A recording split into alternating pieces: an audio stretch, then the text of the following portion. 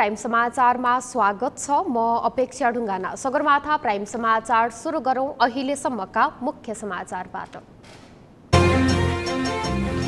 एमसीसीका कारण सत्ता गठबन्धनमै खटपट। एमालेको साथ खोज्दै प्रधानमन्त्री देउवा अनुमोदन नगर्ने अडानमा दाहाल नेपाल।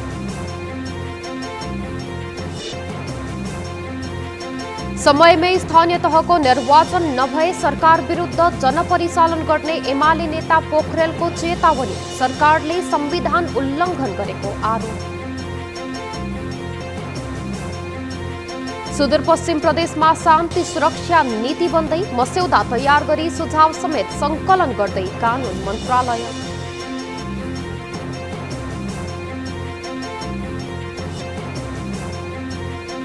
फागुन पहिलो साताबाट शैक्षिक संस्था सञ्चालनको तयारी। अनलाइन कक्षा प्रभावकारी हुन नसकेको अभिभावकको गुनासो। कोरोना संक्रमणको जोखिम भने कायमै। र लमजुङको घले गाउँमा हिउँ खेल्न आउने पर्यटक बढे। दोलखामा हिमपातका कारण लामो साङ्गो जिरी सडक अवरुद्ध। यात्रुहरूलाई समस्या।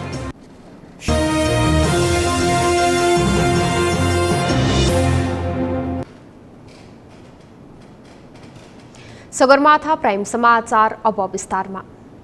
एमसीसी सम्झौता संसदबाट अनुमोदन गर्ने या नगर्ने भन्ने विषयले नेपाली समाज विभाजित छ। त्यस्तै विभाजित दृष्टिकोणले सत्तारूढ गठबन्धनमा समेत खटपट सुरु भएको छ। सत्ता साझेदारी दलहरूले एमसीसी अनुमोदन गराउन असहयोग गर्ने भएपछि प्रधानमन्त्री देउवाले एमालेको साथ खोज्न थालेका छन्। एमालेले पनि प्रधानमन्त्री देउवालाई साथ दिन सभामुख हटाउनु पर्ने प्रस्ताव अघि सारेको छ। अमृत ढकालको रिपोर्ट।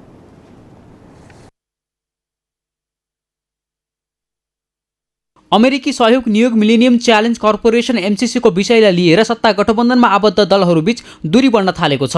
प्रधानमन्त्री शेरबहादुर देउवा एमसीसी पास गर्ने पक्षमा भए पनि सत्तारूढ दल नेकपा माओवादी केन्द्र र एकीकृत समाजवादी विपक्षमा देखिएपछि प्रधानमन्त्री देउवा प्रमुख प्रतिपक्षी दल नेकपा एमालेका अध्यक्ष केपी ओलीसँग नजिकिन थालेका छन्। जसरी पनि एमसीसी पास गर्ने प्रयत्न गरिरहेका प्रधानमन्त्री देउवा सके गठबन्धनबाटै नसके एमालेलाई साथमा लिएर भए पनि एमसीसी पास गर्न लागि परिरहेका छन्। एमसीसी अनुमोदन गराउने विषयमा ओली देउवाको समान धारणा छ। एमाले कांग्रेस मिल्दा संसदमा स्पष्ट बहुमत पुग्छ, तर संसदमा सभामुख अग्निप्रसाद सापकोटा एमाले कांग्रेसका लागि बाधक बनेका छन्। एमसीसी संसदमा प्रस्तुत गर्ने सवालमा सभामुख अग्निप्रसाद सापकोटाले राष्ट्रिय समझदारी हुनुपर्ने बताउँदै आएका छन्। एमाले अध्यक्ष ओलीले एमसीसी पास गर्ने शर्तमा सभामुख सापकोटा हटाउनु पर्ने प्रस्ताव राखेका छन्। एमालेबाट फुटेका सांसदलाई कारबाही नगरेको भन्दै अध्यक्ष ओली सभामुख सापकोटा विरुद्ध आक्रमक शैलीमा प्रस्तुत हुँदै आएका छन्। एमसीसीकै बहानामा एमालेले गठबन्धन तोड्ने रणनीति समेत लिएको छ। गठबन्धन तोडेर माओवादी केन्द्र र एकीकृत समाजवादीसँग एमालेले बदला लिने तयारी गरिरहेको छ। गठबन्धन कायमै रहे आगामी तीनै तहका निर्वाचनमा एमालेलाई धेरै थोरै नोक्सान हुने सहजै अनुमान लगाउन सकिन्छ। यद्यपि एमाले नेताहरूले भने जनमत एमालेको पक्षमा रहेकाले गठबन्धन तोड्न आवश्यक नरहेको दाबी गरेका छन्। होइन, चुनाव त तपाईँ संविधानको म्यान्डेट नै हो। यो त हाम्रोमा हामी सबैले चाहेको कुरा हो। तर के हो भने गठबन्धन टुट्छ टुट्दैन भन्ने कुरो एमालेले चासको विषय भएन। किनभने त्यो त गठबन्धनले एमालेले हटाएको हो। किनभने तपाईँको 5 वर्षको म्यान्डेटले हटाएको हो। त्यसकारण यसलाई फुटाउनुपर्छ र फेरि त्यसलाई चाहिँ खेल्नुपर्छ भन्ने कुरामा एमाले पछि लाग्नु हुँदैन। जसरी पनि एमसीसी पास गर्न प्रयत्न गरेको नेपाली कांग्रेसले गठबन्धन कायम राख्न दाहाल नेपालले एमसीसी पास गराउन सरकारलाई सहयोग गर्नुपर्ने शर्त राखेको छ। एमसीसी पास गर्ने विषयमा एमाले कांग्रेसको समान धारणा भए पनि सभामुख हटाउने विषयमा भने कांग्रेसभित्र कुनै छलफल नभएको कांग्रेस नेताहरूको भनाइ छ। गठबन्धन अगाडि बनाउनको लागि त अब 5 दलले हरेक कुरामा सहमति गरेर जानु पर्यो। पहिले चाहे एमसीसी होस् चाहे त्यो चुनावको होस् हरेक चिजमा गठबन्धन गरेर जानु पर्यो। एउटा चिजमा एमसीसीलाई उहाँहरू नगर्ने, अरू कुराले गर्दाखेरि गाह्रो छ। फेरि गठबन्धन कन्टिन्यू गर्नको लागि कांग्रेसभित्र अब सभामुख कुनै पद पनि हटाउनु हुँदैन मान्यता भएको व्यक्ति हो म। त्यसैले सभामुख होस् होइन त्यो हटाउनु हुँदैन अहिले। अब नेपाली कांग्रेसकै नेतालाई बल पुग्ने गरी नेकपा एकीकृत समाजवादीले पनि गठबन्धनमा सभामुख हटाउने कुनै प्रस्ताव पेश नभएको दाबी गरेको छ। गठबन्धनमा रहेका दलको मिटिङमा यस्तो कुनै विषय उठान भएर मिटिङ अगाडि बसेको छ जस्तो लाग्दैन मलाई। अर्को रह्यो प्रधानमन्त्रीले सभामुखले यो टेबल नहुँदा सभामुख चेन्ज हुने कुरामा म अहिले पनि विनम्र अनुरोध गर्न चाहन्छु। सम्माननीय प्रधानमन्त्री शेरबहादुर देउवा गठबन्धनको प्रधानमन्त्री हो। नेपाली काङ्ग्रेसको सरकारमा हामी गठबन्धनको टिम गएको होइन। एमसीसी पास गर्न एमाले काङ्ग्रेसको बहुमत पुगे पनि एमाले अध्यक्ष ओलीको प्रस्ताव अनुसार सभामुख हटाउन भने दुवै दलको मत पुग्दैन। प्रधानमन्त्री देउवाले फागुन 16 गते भित्रै एमसीसी बारे संसदमा औपचारिक जवाब दिने जानकारी अमेरिकी अधिकारीहरूलाई दिइसकेका छन्।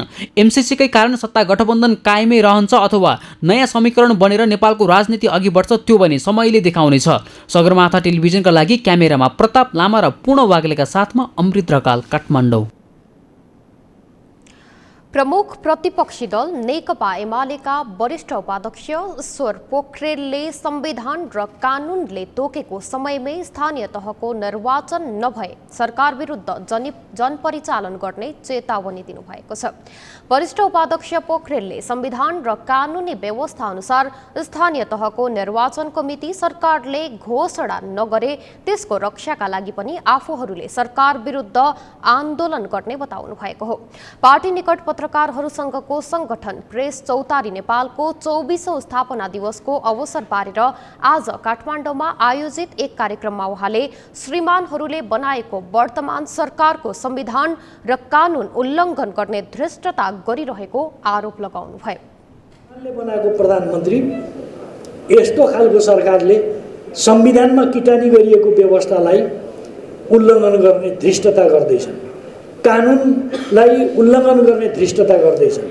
यसको बारेमा बोल्नुपर्छ कि पर्दैन? बोल्नुपर्छ।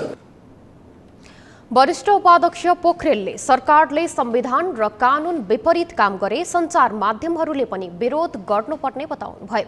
उहाँले पार्टी निकट सञ्चारकर्मीहरूलाई पार्टीको विचार प्रवाह गर्न र सही सूचना जनतामा पुर्याउने काममा केन्द्रित हुन आग्रह गर्नुभयो। प्रदेशमा शान्ति सुरक्षा तथा विविध सुरक्षाका अधिकार प्रत्याभूत गर्ने गरी सुदूरपश्चिम प्रदेशमा सुरक्षा नीति बन्न लागेको छ। राष्ट्रिय सुरक्षा नीति बमोजिमको वातावरण प्रदेश स्तरमा कायम राख्न सुरक्षा नीति बन्न लागेको हो। सुरक्षा नीति बनाउन प्रदेशको आन्तरिक मामिला तथा कानून मन्त्रालयले मस्यौदा तयार गरी सुझाव समेत सङ्कलन गरिरहेको छ। कैलालीबाट दिनेश विष्टको रिपोर्ट।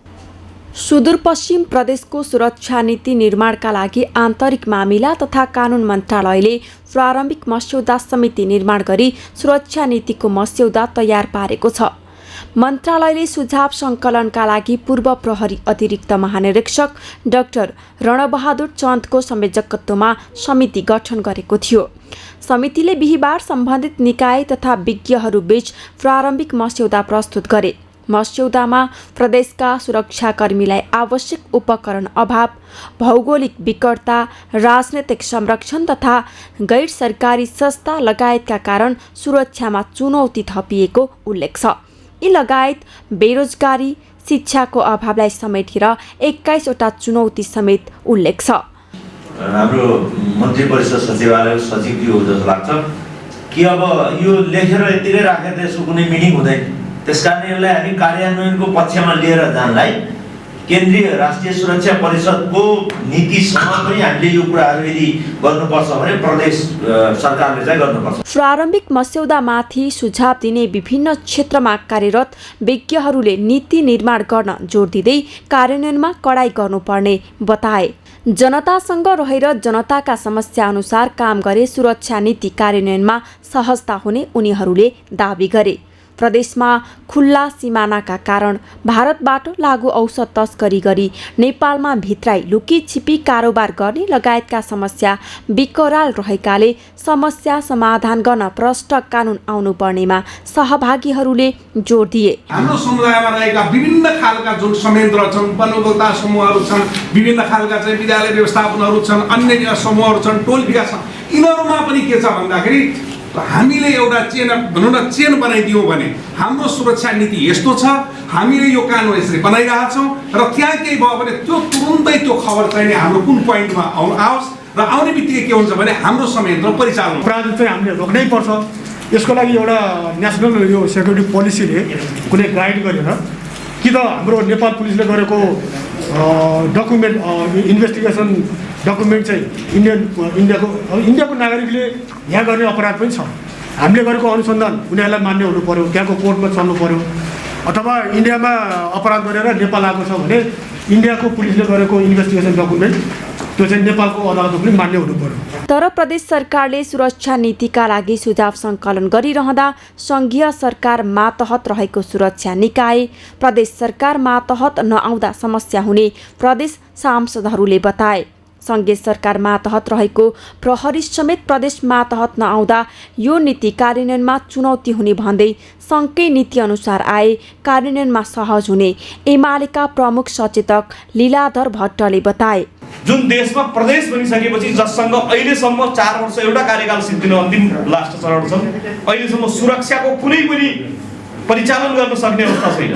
माननीय मन्त्रीज्यूले आफ्नै मन्त्रालयको सुरक्षा गार्ड परिवर्तन गर्न सक्ने उहाँले सक्नुहुन्न, किनकि हामी केन्द्र शासित हौँ कि एक हिसाबले प्रदेश बनेका छौँ, हामीले एक हिसाबले हामी केन्द्र शासित जस्ता पनि छौँ अहिले, किनकि अहिलेसम्म हामीसँग प्रहरी केन्द्र शासित प्रदेशहरू जसरी भन्छन् भने त्यो केन्द्रकै मात्र छ, सुरक्षा भनेको केन्द्र मात्र। प्रदेश सुरक्षा नीतिका लागि विज्ञ तथा सुरक्षा निकायसँग छलफल थालेको हो। प्रदेशलाई शान्ति सुरक्षामा मजबुत बनाउँदै नागरिकलाई सुरक्षाका अधिकार प्रत्याभूत गराउन यो नीतिले उल्लेख्य भूमिका खेल्ने आन्तरिक मामिला तथा कानुन मन्त्री पूर्णा जोशीले दाबी गरे। हाम्रा सबै खालका कुराहरूलाई, हाम्रा विद्यमान कानुनहरूलाई अगाडि राखेर, हाम्रा अनुभवहरूलाई अगाडि राखेर यो प्रदेशमा के गर्दा बेटर हुन्छ र त्यो हामीले हाम्रो गराइले गर्दाखेरि पूर्वको 1 नम्बर कसरी सुरक्षित हुन्छ भन्ने कुराहरू वास्तवमा भन्यो भने यो क्षेत्रको एउटा कुनै अभाव र गरिबीले काठमाडौँको सिंहदरबार असुरक्षित हुन सक्ने अवस्था सिर्जना हुन्छ। त्यसैले गर्दाखेरि हामीले हाम्रो क्षेत्रलाई, हाम्रो प्रदेशलाई, यहाँका नागरिकहरूलाई कसरी सुरक्षित राख्ने यो हाम्रो यो पोलिसीको चाहिँ अन्तिम अभिष्ट हो।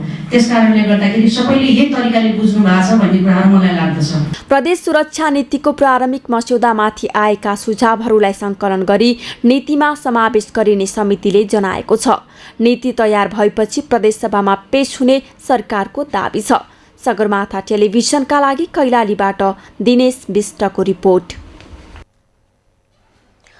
कोरोना संक्रमणको जोखिम कम हुँदै गएको तथा विद्यार्थीलाई कोरोना भाइरसको विरुद्धको खोप लगाएपछि विद्यालय शिक्षण संस्था सञ्चालनको तयारी गरिएको छ। सरकारवाला निकायसँगको छलफलपछि फागुनको पहिलो साताबाट शैक्षिक संस्था सञ्चालनको तयारी थालिएको छ। तर अझै पनि 12 वर्षभन्दा कम उमेर समूहका विद्यार्थीहरूले खोप लगाएका छैनन्। यस्तोमा कतिपयले जोखिमको आकलन गरेर मात्र विद्यालय सञ्चालन गर्नुपर्ने सुझाव दिएका छन्। संकल्प बोहराको रिपोर्ट। कोरोना संक्रमणको दर घट्दै गएपछि विद्यालय सञ्चालनको तयारी थालिएको छ। विद्यालयका बालबालिकालाई कोरोना विरुद्धको खोप अभियान पनि सञ्चालन गरिएको तथा संक्रमणको जोखिम पनि कम भएपछि विद्यालय सञ्चालनको तयारी थालिएको हो। हाल शहरी क्षेत्रमा 70% विद्यालयले अनलाइन कक्षा सञ्चालन गरिरहेका छन्। ग्रामीण क्षेत्रमा सञ्चारको पहुँच कम हुने तथा शहरी क्षेत्रमा समेत अनलाइन कक्षा प्रभावकारी नभएको भन्दै अभिभावकहरूले समेत संक्रमणको जोखिम कम भएकोले अब भौतिक रूपमै कक्षा सञ्चालन गर्नुपर्ने धारणा राखेका छन्। सिसिएमसीले निर्णय गरेर बन्द गरेको हुनाले अब जस्तो हिजो मात्र पनि हामी एउटा बैठक बसियो सिसिएमसीको उसमा लाई पृष्ठपोषणको निमित्त सरकारवालाहरूको सङ्घीय मामिला मन्त्रालय, स्वास्थ्य मन्त्रालय, शिक्षा मन्त्रालय र सरकारवालाहरूसहितको बैठकले चाहिँ फागुन 1 गतेबाट खोलिदिने, विद्यालयलाई खोलिदिने, सुचारू गर्न सकिन्छ होला, बन्द गर्नुपर्ने भए फेरि धेरै सङ्क्रमण बढ्यो भने बन्द गर्ने, सङ्क्रमण बढेन भनेदेखि त्यसलाई चल्न दिने भनेर हामीले त्यो किसिमको सुझाव चाहिँ हामीले दिएका छौँ। त्यो रेड, येल्लो, ग्रिन गरेका छ नि, रेड जोन भएको ठाउँ त सङ्क्रमण धेरै भयो, त्यहाँ चाहिँ हामी एकदमै सावधानी गर्नै पर्यो। जहाँ येल्लो जोन छ त्यहाँ ठिकै छ, हुन पनि सक्छ नहुन सक्छ, त्यहाँ अलिअलि सावधानी गर्नु पर्यो। त्यहाँ ग्रिन जोन छ, सङ्क्रमण धेरै नै कम छ भने त्यो ठाउँमा त विद्यालय सञ्चालन गर्न सकिन्छ नि, तर स्वास्थ्यका मापदण्डहरू त्यो पालना गर्नु पर्यो। विद्यालय सञ्चालनको तयारी थालिएको भए पनि अहिले कोरोनाको तेस्रो लहरमा बालबालिकाहरू समेत सङ्क्रमित भएका थिए। त्यसैले हतारमा विद्यालय सञ्चालन गर्नुभन्दा पनि जोखिमको आकलन गर्न आवश्यक छ। विद्यालयमा विद्यार्थीहरूलाई कोरोना विरुद्धको खोप लगाइएको भए पनि 12 वर्षभन्दा कम उमेर समूहका विद्यार्थीहरू खोपको दायराभन्दा बाहिर नै छन्। यस्तो अवस्थामा विद्यालय सञ्चालन गर्दा भौतिक दूरीको पालना गरिनुपर्ने विद्यालयका सञ्चालकहरूको धारणा छ। तर विद्यालय सञ्चालन हुँदा भौतिक दूरीको पालना भएको देखिँदैन। त्यसैले जोखिम कम हुने गरी विद्यालय विद्यालय सञ्चालन हुनुपर्ने शिक्षकहरूको भनाइ छ। गेटमा सेनिटाइज गर्न लाउँछौँ। त्यसपछि आएर रुममा जाँदाखेरि हामी एउटा लाइनबद्ध हिसाबले रुममा लान जान्छौँ र प्रत्येक क्लासको वरिपरि हामीले यहाँनिर जसमा चाहिँ यहाँ हात धुने ठाउँ छ त्यहाँ साबुन पानीले हाम्रो छुट्टै धारामा साबुन पानीले हात धुने ठाउँहरू छ। अनि अर्को कुराहरू हामी के पनि गर्छौँ भने बच्चाहरूलाई क्लासमा बस्दाखेरि पनि अब तपाईँले जुन पनि अब खानाहरू ल्याउनुहुन्छ त्यसलाई पनि एक आपसमा सेयर नगर्नुहोस्। यो पटकलाई तपाईँहरूले त्यो सेयर गर्ने काम टोटल्ली बन्द गर्नुहोस्, किनभने यो सेयरले एक प्रकारले अर्कालाई भएको शङ्काहरू विस्तार हुनसक्छ। यसलाई पनि हामी त्यो कडाइका साथ लागू गर्नेछौँ। बसमा आउने बच्चाले हामीले बसमा चाहिँ जुन बच्चाहरू जानुहुन्छ बसमा पनि हामीले जुन बस सञ्चालक गर्ने भाइहरू हुनुहुन्छ उहाँहरूलाई बसमा चढ्दाखेरि पनि सेनिटाइज गर्नुहोस् र बसबाट ओर्लिँदा पनि सेनिटाइज गराइदिनुहोस् भनेर। अनि त्यहाँ हामी सिटभन्दा माथिको बच्चाहरू सिटभन्दा बढी बच्चाहरू राख्दैनौँ। त्यसरी नै हामी बच्चाहरूलाई बसको पनि व्यवस्था गरेका छौँ। भौतिक रूपमा खोल्ने भन्ने खोजेको हो। अनलाइनको क्लासको हिसाबले स्कुल खोल्दैछन्, तर भौतिक रूपमा विद्यालय खोल्ने क्रममा चाहिँ स्वास्थ्यका मापदण्ड त आफ्नो ठाउँमा पुरा छैनन्। सबै विद्यार्थीहरूले खोप लगाउनु पाउनु पर्यो। अहिले जो 12 देखि 17 उमेरसम्मको भएको छ, अब यदि मिल्ने हो भने त्योभन्दा तल्लो तहका उमेर समयको लागि पनि खोप लगाउनु पर्यो।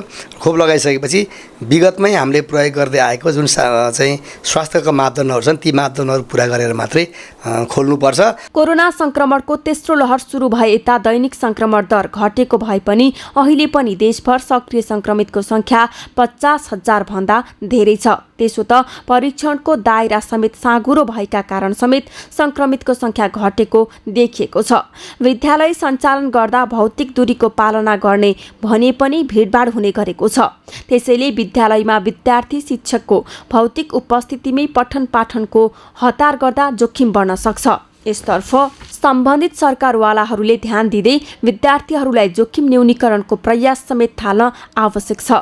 सगरमाथा टेलिभिजनका लागि क्यामेरामा सुरेन्द्र राउतका साथमा संकल्प बोहराको रिपोर्ट। सञ्चार तथा सूचना प्रविधि मन्त्री ज्ञानेन्द्र बहादुर कार्कीले 5G सेवा तत्काल परीक्षण गर्न नेपाल टेलिकमलाई निर्देशन दिनुभएको छ। मन्त्री कार्कीले नेपाल दूरसञ्चार प्राधिकरणले सो सेवा परीक्षणका लागि स्वीकृति दिइसकेको उल्लेख गर्दै त्यसको तत्काल परीक्षण गरी आम जनतामा सेवा पुर्याउन नेपाल टेलिकमलाई निर्देशन दिनुभएको हो। कम्पनीको 18औं वार्षिकोत्सवको अवसर पारेर आज काठमाडौँमा आयोजना गरेको एक कार्यक्रममा उहाँले 4G आयोजना र मध्य पहाडी राजमार्गमा अप्टिकल फाइबर बिछ्याई सूचना महामार्ग निर्माण गर्ने काममा ढिलाइ नगर्न पनि नेपाल टेलिकमलाई सचेत गराउनुभयो। राजमार्गमा अप्टिकल फाइबर बिछ्याई सूचना महामार्ग निर्माण गर्न राज्यले सुम्पिएको अभिभारा निर्धारित समयमा नै सम्पन्न हुनेछ भन्ने विश्वास लिएको छु। यसैगरी नेपाल दूरसञ्चार प्राधिकरणबाट 5G को सेवा परीक्षणको लागि स्वीकृति प्राप्त भइसकेको हुँदा यसलाई पनि यथाशीघ्र कार्य अगाडि बढाउन आग्रह गर्दछु। मन्त्री कार्कीले तीव्र गतिको इन्टरनेट सेवाको विस्तार गरी आफ्ना ग्राहकहरूलाई छिटो, छरितो र सुलभ सेवा उपलब्ध गराउन पनि नेपाल टेलिकम समक्ष आग्रह गर्नुभएको छ। नेप्लाई प्लाई उत्पादक भगवती लेमिनेट्सको कर छली प्रकरणमा राजस्व अनुसन्धान विभागपछि सम्पत्ति शुद्धिकरण अनुसन्धान विभागले पनि छानबिन थालेको छ। भगवतीले डिलरलाई सामान बिक्री गर्दा पक्का बिलमा कम रकम र राजस्व छली गर्न कच्चा बिल बनाएर बढी रकम व्यक्तिको नाममा लिँदै आएको थियो। पुष्कर खतिवडाको रिपोर्ट। नेप्लाई प्लाइवुड उत्पादक भगवती लेमिनेट्सले गरेको राजस्व ठगीको प्रमाण एकपछि अर्को थपिँदै गएको छ। कम्पनीले डिलरहरूसँग साँठगाँठमा नक्कली बिल बनाएर राजस्व छली गरेको र फर्जी बिलबिजक जारी गरेको प्रमाण भेटिएको थियो। सोही विषयमा राजस्व अनुसन्धान विभागले अनुसन्धान गरिरहेको छ। अहिले भने नेप्लाई प्लाई उत्पादक भगवती लेमिनेट्सका सञ्चालक द्वय रजनीश कर्णानी र विष्णु मदगोरिया, कन्ट्री म्यानेजर विकास सिंह सहित डिलरहरू र अन्य कर छली प्रकरणमा मुसिएका सबैको सम्पत्तिको समेत सम्पत्ति शुद्धिकरण अनुसन्धान विभागले पनि अनुसन्धान थालेको छ। भगवती लेमिनेट्सको विषय पनि सञ्चार माध्यमहरूमा आएको थियो। यही सञ्चार माध्यममा आएको कुरालाई सूचनाको रूपमा हामीले ग्रहण गरेर यसलाई सूचनाको रूपमा दर्ता गरिसकेका छौँ। यही माघको 11 गते यसमा संलग्न यसका सञ्चालकहरू, कन्ट्री म्यानेजरहरू, डिलरहरू र यसभन्दा बाहेक पनि अरू कोही रहेछन् भने तिनीहरू सबैको विषयमा हामीले पूर्ण छानबिन गरेर दोषी देखिएमा सम्पत्ति शुद्धिकरण ऐन बमोजिम कारबाही गर्छौँ। कर छलीको प्रकरण बाहिरिएपछि भगवती लेमिनेट्सका पदाधिकारी सञ्चालकद्वय रजनीश कर्णानी र विष्णु मदगोरिया कन्ट्री म्यानेजर विकास सिंह राजस्व छलीको करतुत लुकाउन पहुँचको प्रयोग गर्दै आएका छन्। तर सम्पत्ति शुद्धिकरण विभागले शक्ति केन्द्र धाएकै भरमा भगवती लेमिनेट्सले उन्मुक्ति नपाउने र दोषी देखिए कारबाही भइछाड्ने बताएको छ। सम्पत्ति शुद्धिकरण ऐन बमोजिम दोषी देखिएको रहेछ भने उनीहरूले जुनसुकै शक्ति केन्द्र धाए पनि हामी कारबाही गर्छौँ उनीहरूको प्रभावमा पर्ने भन्ने कुरा चाहिँ बिल्कुल सत्य होइन। हामीले कारबाही गरेरै छोड्छौँ। नेप्लाई प्लाई उत्पादक भगवती लेमिनेट्सले पक्का बिलको कारोबार झापाको मेचीनगर स्थित केन्द्रीय कार्यालयबाट र कच्चा बिलको कारोबार झापाकै धुलाबारीबाट गर्दै आएको खुलासा भएको छ। कर छलीको प्रकरण अनुसन्धानमा तानिएपछि सञ्चालकद्वय रजनीश कर्णानी र विष्णु मदगोरिया साथै कन्ट्री म्यानेजर विकास सिंह अहिले सम्पर्कमा छैनन्। यता सम्पत्ति शुद्धिकरणले उनीहरूको सम्पत्तिको अनुसन्धान भइरहेको भन्दै भगवतीले कर छलेको पाइए बिगो सहितको जरिमाना र 2 वर्षदेखि 10 वर्षसम्मको कैद हुन सक्ने व्यवस्था रहेको बताएको छ। हामीले अनुसन्धानको प्रक्रिया अगाडि बढाउँछौँ र यदि भगवती लेमिनेट्सले कर छलेको रहेछ भने सम्पत्ति शुद्धिकरण ऐन बमोजिम कारबाही हुन्छ। त्यो कारबाही भनेको बिगो बमोजिमको जरिवाना र 2 वर्षदेखि 10 वर्षसम्म कैद हुने व्यवस्था छ। त्यस बमोजिमको कारबाहीको दाबी गरेर हामी अदालत जान्छौँ। अदालतले त्यो कारबाही गर्छ। त्यतिसम्म कारबाही हुन सक्ने व्यवस्था छ। काठमाडौँको सुकेधारा स्थित एभरग्रिन प्लाई, बुढा नीलकण्ठ स्थित मौलाकालिका प्लाई, मनुमैजू स्थित ओम कुमार प्लाई लगायतका डिलरसँग नेप्लाई प्लाई उत्पादक भगवती लेमिनेट्सका पदाधिकारीहरूले पक्का बिलमा कम रकम र राजस्व छली गर्न कच्चा बिलमा बढी रकम व्यक्तिको नाममा लिँदै आएका थिए। कर छल्न फर्जी बिल बनाउने भगवती लेमिनेट्सका कारण नेप्लाई प्लाईका सबै डिलरहरू अहिले तनावमा परेका छन्। सगरमाथा टेलिभिजनका लागि क्यामेरामा प्रकाश कुँवरका साथमा पुष्कर खतिवडा, काठमाडौँ। पशुपति क्षेत्र विकास कोषले आफ्नो क्षेत्रभित्र अनाधिकृत रूपमा सञ्चालनमा रहेका अस्थायी टहराहरू हटाउने भएको छ। पशुपति क्षेत्र विकास कोषका प्रवक्ता रेवती रमण अधिकारीले कोषको ऐन, कानुन र निर्णय बाहेक अनाधिकृत रूपमा बनाइएका अस्थायी टहराहरू हटाउने निर्णय कार्यान्वयन गर्न लागि जानकारी दिनुभएको हो। यो योभन्दा अगाडिदेखिकै हाम्रो निर्णय अनुसार अहिले अस्थायी रूपमा केही फुल पसलहरू हामीले राखेका थियौँ र अहिले त्यसलाई संरचनागत रूपमा चाहिँ स्थायी संरचना बनाएर हामीले त्यता व्यवस्थित गर्न खोजेका हौँ र कतिपय हाम्रो पोलिसीभन्दा, हाम्रो निर्णयभन्दा र हाम्रो स्वीकृतिभन्दा, पशुपति क्षेत्र विकास कोषको स्वीकृति वा निर्णयभन्दा बाहेकको रूपमा राखिएका त्यस्ता अनधिकृत टहराहरूलाई, अनावश्यक जो अशोभनीय देखिएका छन् त्यस्ता टहराहरूलाई हटाउने हाम्रो नीति पहिलेदेखिकै हो र त्यसलाई हटाउने भन्दा पनि हामीले थप व्यवस्थित गर्न खोजेका हौँ र यसै अन्तर्गत हामीले अहिले यो विषय आइरहेको। कोषले पशुपतिनाथ मन्दिर दर्शनका लागि जाने दर्शनार्थीहरूका लागि आवश्यक फूलमाला, प्रसादी, चिनो लगायतका व्यवस्था स्थायी संरचना बनाएर व्यवस्था गरेको जनाएको छ। समाचारमा पालो भएको छ विश्रामको। विश्रामपछि प्युठानको गौमुखी गाउँपालिका 6 लिवाङमा जन्ती लिएर फर्किएको जीव दुर्घटना, मृत्यु हुनेको संख्या 8 पुग्यो, 5 जना घाइते।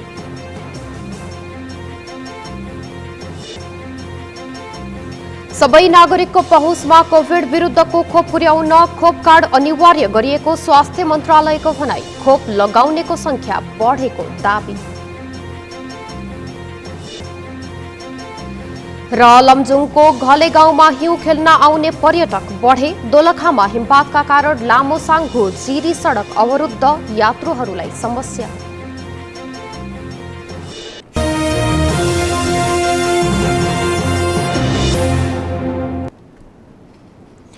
विश्रामपछि सगरमाथा प्राइम समाचारमा पुनः स्वागत छ। अब बाँकी समाचार। प्युठानको गौमुखी गाउँपालिका 6 लिवाङमा दुलही लिएर फर्किएको जीप दुर्घटना हुँदा 8 जनाको मृत्यु भएको छ। G1 5092 नम्बरको जीप लिवाङको ओखरपाटा भन्ने स्थानमा दुर्घटना हुँदा 8 जनाको मृत्यु भएको हो। दुर्घटनामा 6 जनाको घटनास्थलमै र 2 जनाको उपचारको क्रममा मृत्यु भएको जिल्ला प्रहरी कार्यालय प्युठानका सूचना अधिकारी देवी प्रसाद गैरेले जानकारी दिनुभयो। मध्ये बेहुली सहित 3 जनाको अवस्था गम्भीर रहेको बताइएको छ। गौमुखी गाउँपालिकाका अध्यक्ष विष्णु गिरीका अनुसार बेहुलीको एउटा हात चुडिएको छ भने बेहुलाको अवस्था गम्भीर रहेको छ। बेहुली सहित 3 जनालाई बुटवल रेफर गरिएको छ। प्युठानकै 9 बहिनी गाउँपालिका 6 लुवाङबाट दुलही लिएर फर्किएको जीप दुर्घटना आज बिहान 3 बजेतिर भएको प्रहरीले जनाएको छ।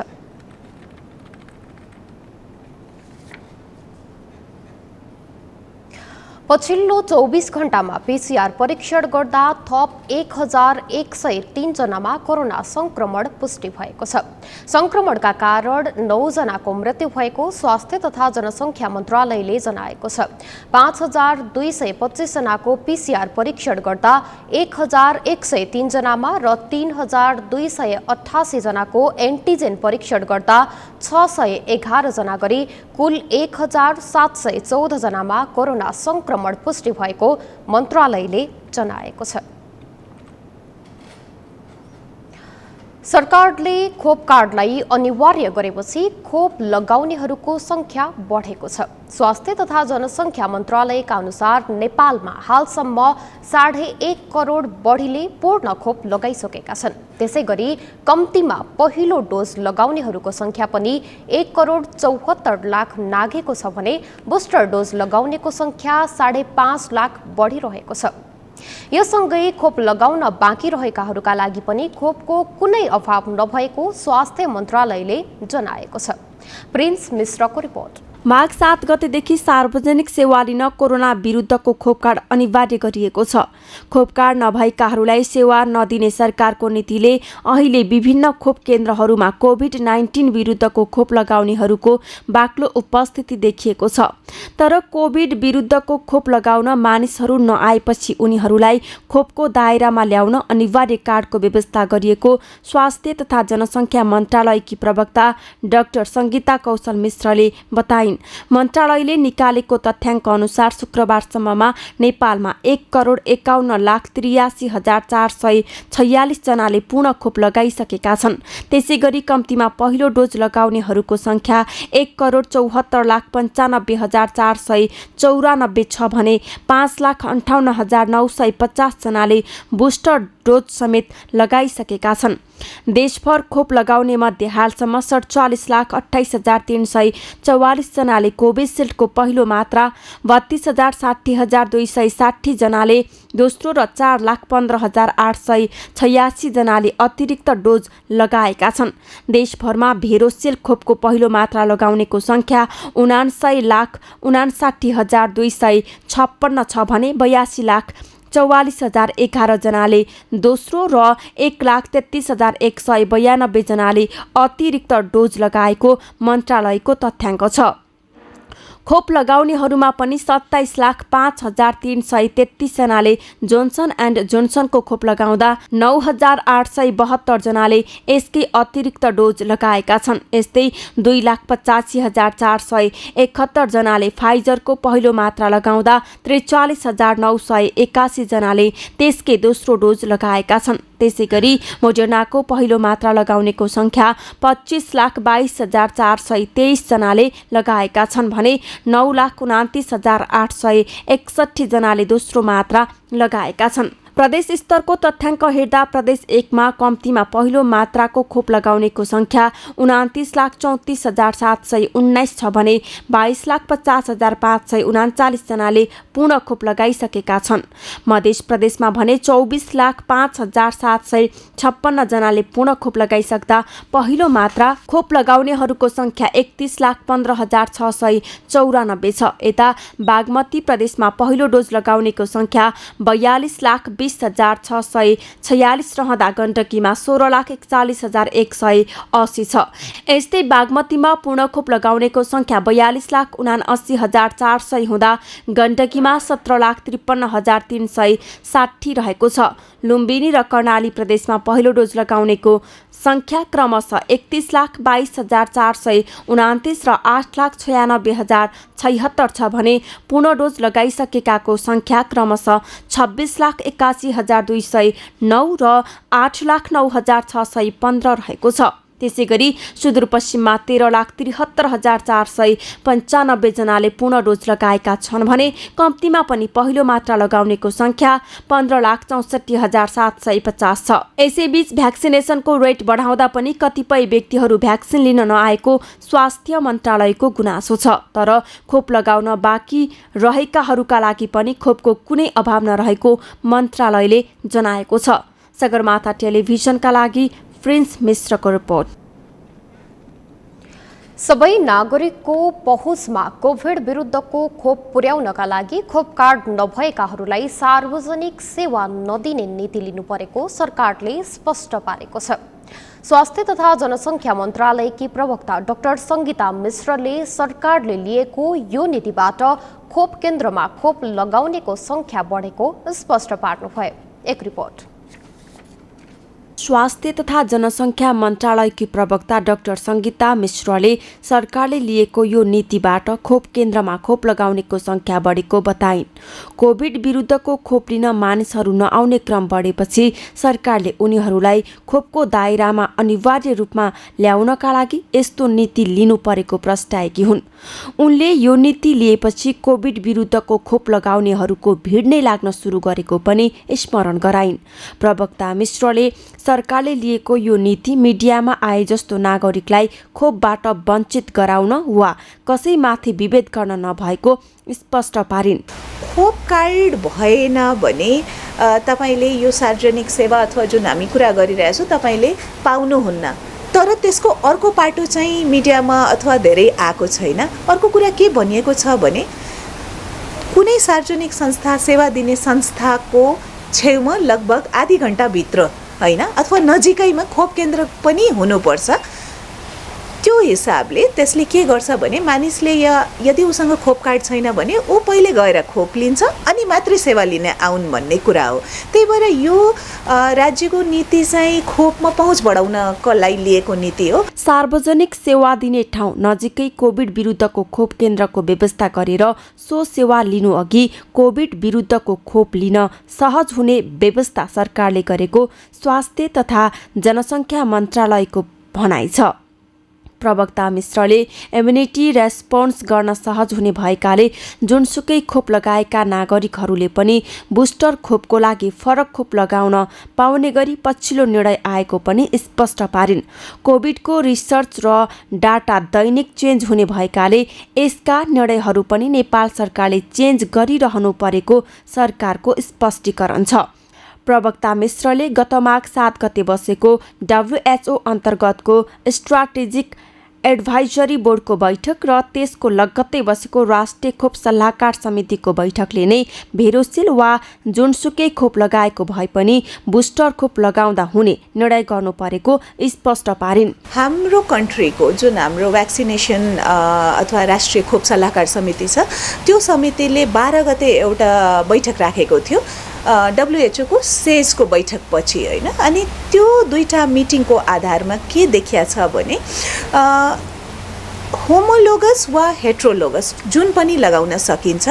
तर हेट्रोलोगसमा जाँदा हाम्रो जुन इम्युनिटी रेस्पोन्स छ त्यो राम्रै देखिएको हुनाले अहिले चाहिँ नेपालमा पनि पहिला होमोलोगस भन्दा पनि अहिले चाहिँ हेट्रोलोगसको कुरा चाहिँ नेपाल सरकारले अगाडि सारेको छ। स्वास्थ्य तथा जनसङ्ख्या मन्त्रालयले स्वास्थ्य सुरक्षा मापदण्डको पूर्ण पालना गर्न र कोभिड खोप लगाउन सबै नागरिकलाई पटक पटक अपिल गर्दै आएको छ। प्रवक्ता मिश्रले त्यसका लागि खोपको अभाव नहुने स्पष्ट पारिन्। काठमाडौँको गुहेश्वरीदेखि थापाथली पुलसम्म बागमती नदीको किनारामा बनेका अवैध संरचना अझैसम्म हटेका छैनन्।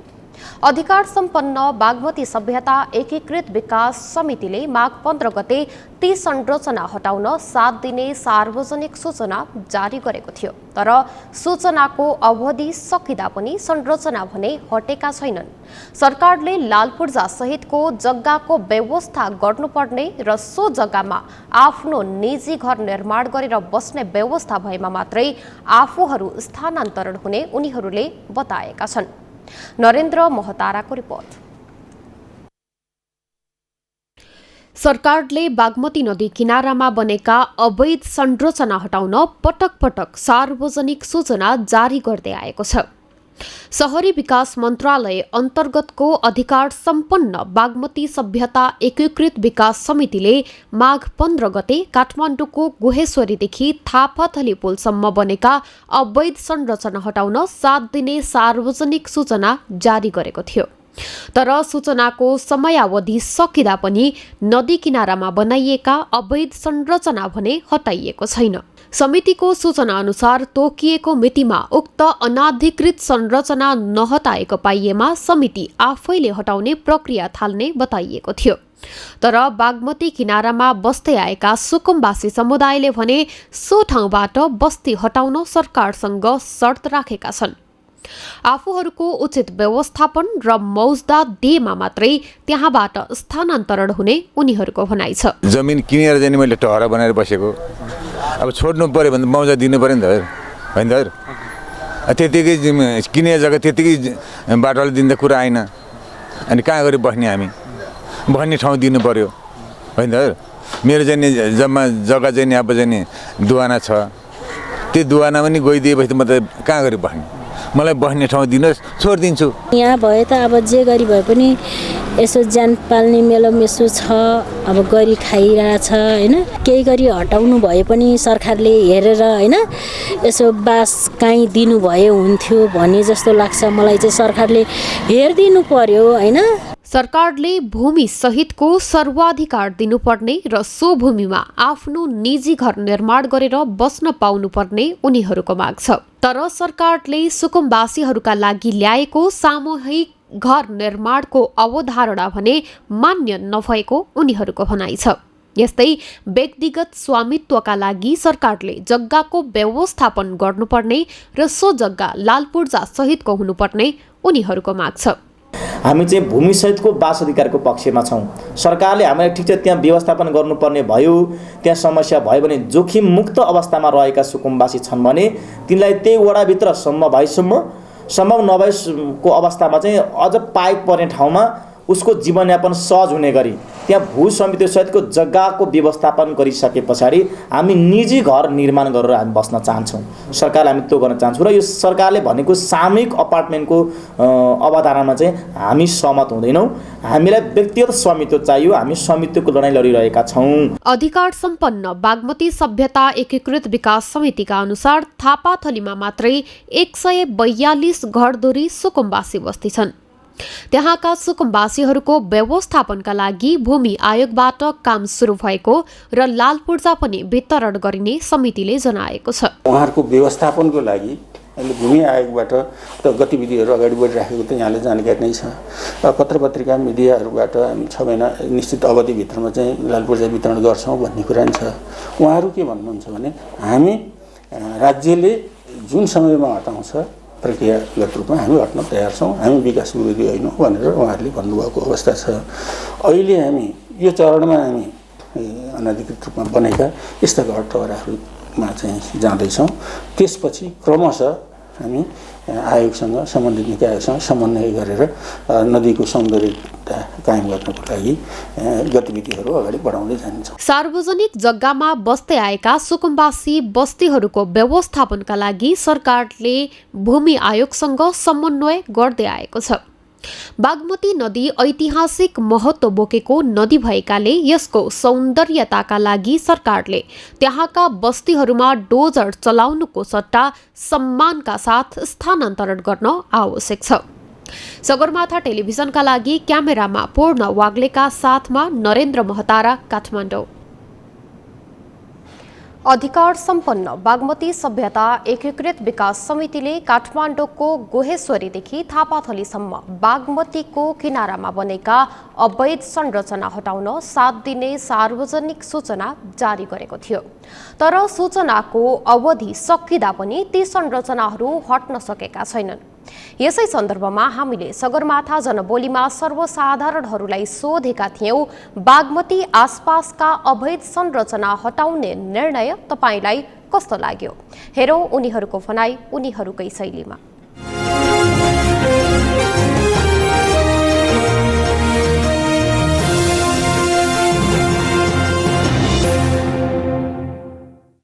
बागमती नै हाम्रो मैनीहरुको लागिसक्नु, अब कहाँ त्यसै सरकारले उठाउनु पाउँछ र?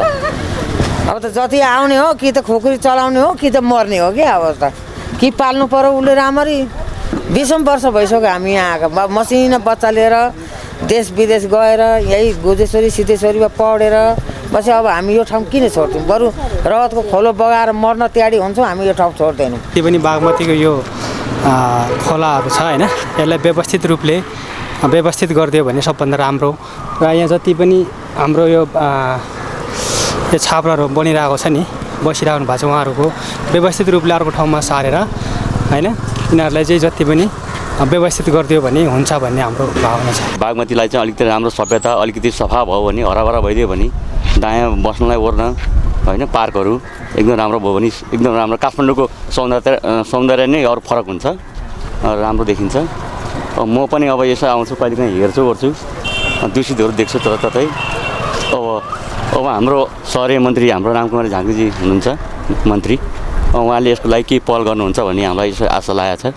किनभने अब बागमती भनेको त एउटा के भने एउटा चाहिँ परम्परादेखि आएको एउटा पौराणिक एउटा सभ्यता पनि हो होइन। यसले गर्दाखेरि अब ठिक छ, मलाई जहाँसम्म लाग्छ यो अब क्लियर भएर राम्रो हुन्छ भन्ने मलाई विश्वास लागेको छ। म टाढाबाट आए पनि म दैनिक देख्छु आसपासमा बनेका बस्ती आसपासमा बनेका विचारमा उहाँहरूलाई पनि अब बसिरहनु भएको छ होइन। पुस्तौँदेखि बसेका छन् कतिपय छन्, उहाँहरूलाई पनि अलिक उचित स्थानमा गएर हस्तान्तरण अलिक पनि बस्ने ठाउँ राम्रो भइदियो भने, उहाँहरूलाई काहीँ सारेर व्यवस्थित गर्नुभयो भने उहाँहरूको पनि अलिक उचित राम्रो हुन्थ्यो भन्ने मेरो एउटा धारणा छ। हामीहरू गरिब मान्छे हो, अब करिब 21-22 वर्षसम्म बसेको एउटा गरिब रोजगारी गरी खाने मान्छेहरू हो। अब उठाउने भनेछ, अब हामीहरू अब उठा भने कहाँ जाउँ, के गरौँ? अब यत्रो दिन अब हामी पनि नेपालकै हो, अब केही सुखमवासी भने न घरमा केही छ न यहाँ पनि केही छ। अब यसो उठा भने त हामीलाई त पुरा बेरोजगार पनि छु। अब यसो दिन जला काम गर्ने मान्छे हो। अब यो समितिहरूबाट के गर्नुहुन्छ हामीलाई र यसको लागि हामीलाई पनि अब उठाउने भने व्यवस्था गरिदिनु पर्ने, व्यवस्थित हुनुपर्ने। अब घर नम्बर सबै प्लेट सबै दर्ता भएर आइसक्यो, ठाम दिन्छु भनेर पहिला सबैले राख्नुभयो। अब अहिले आएर उठाएर केही नदिकन त्यतिको उठाउनु त मिलेन, ठाम दिनु पर्यो। ठाम दिएर सबैलाई राख्नु पर्यो। ठाम दिएपछि राम्रो हुन्छ। पहिला अब ठाम बस्ने बेला ल बस्नु भनेर गरेर सबै गरिदिनु भयो, लास्टमा आएर अब ठाम नदिकन त्यसै उठाउनु त मिलेन नि।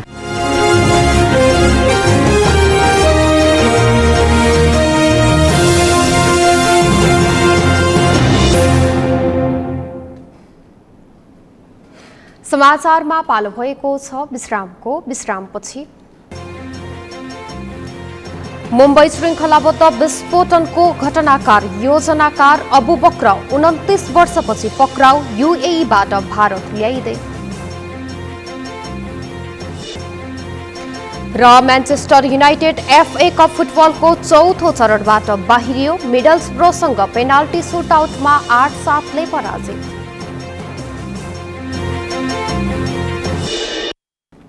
समाचारमा अब पालो अर्थ समाचारको।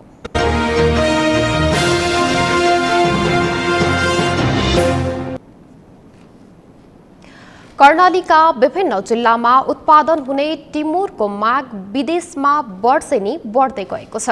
कृषिसँग सम्बन्धित विभिन्न संस्थाले कृषकलाई प्राविधिक तथा आर्थिक सहयोग गरेपछि प्रदेशको गुणस्तरीय टिमुरले अन्तर्राष्ट्रिय बजार पाएको हो। अहिले प्रदेशका सुर्खेत, दैलेख, जाजरकोट र सल्यान लगायतका कृषकले उत्पादन गरेको टिमुरको माग भारत लगायत युरोपेली मुलुकका साथै जापान, दक्षिण कोरिया, अमेरिकामा समेत बढेको छ।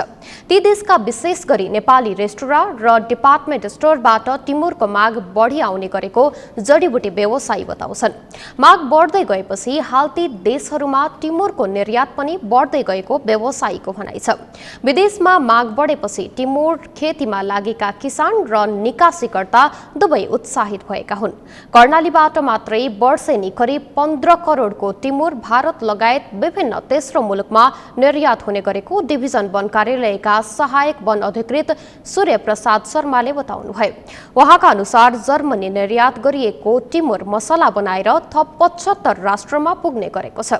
अहिले सुर्खेतमा टिमुरको उत्पादकत्व बढाउन र बजार विस्तार गर्न डिभिजन वन कार्यालय, कृषि उद्यम विकास कार्यक्रम, डावर नेपाल, सुर्खेत उद्योग वाणिज्य संघ लगायतले विविध कार्यक्रमहरू सञ्चालन गर्दै आएका छन्। समाचारको अन्त्यमा मुख्य समाचार फेरि एकपटक।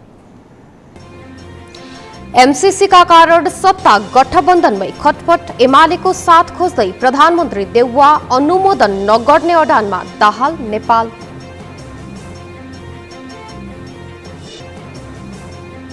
समयमै स्थानीय तहको निर्वाचन नभए सरकार विरुद्ध जनपरिचालन गर्ने एमाले नेता पोखरेलको चेतावनी, सरकारले संविधान उल्लङ्घन गरेको आरोप।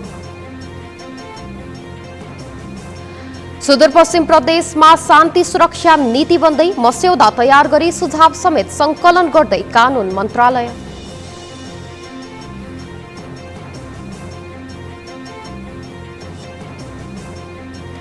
फागुन पहिलो साताबाट शैक्षिक संस्था सञ्चालनको तयारी, अनलाइन कक्षा प्रभावकारी हुन नसकेको अभिभावकको गुनासो, कोरोना संक्रमणको जोखिम भने कायमै। र लमजुङको घले गाउँमा हिउँ खेल्न आउने पर्यटक बढे, दोलखामा हिमपातका कारण लामोसाङ्घु जिरी सडक अवरुद्ध, यात्रुहरूलाई समस्या। हवस् त सगरमाथा प्राइम समाचार अहिलेलाई सकियो। तपाईँ समाचार बुलेटिनका साथै सगरमाथा टेलिभिजनका सम्पूर्ण कार्यक्रम www.sagarmatha.tv मा पनि पढ्न र हेर्न सक्नुहुनेछ। साथै युट्युबमा youtube.com/sagarmatha TV नेपालमा हेर्न सक्नुहुनेछ। साथै तपाईँ हामीलाई फेसबुकमा पनि facebook.com/STV नेपालमा फलो गर्न सक्नुहुनेछ। समाचारको शिखर, नेपालको गौरव, नेपालको पहिलो न्युज च्यानल सगरमाथा टेलिभिजन हेर्दै गर्नुहोला। नमस्कार।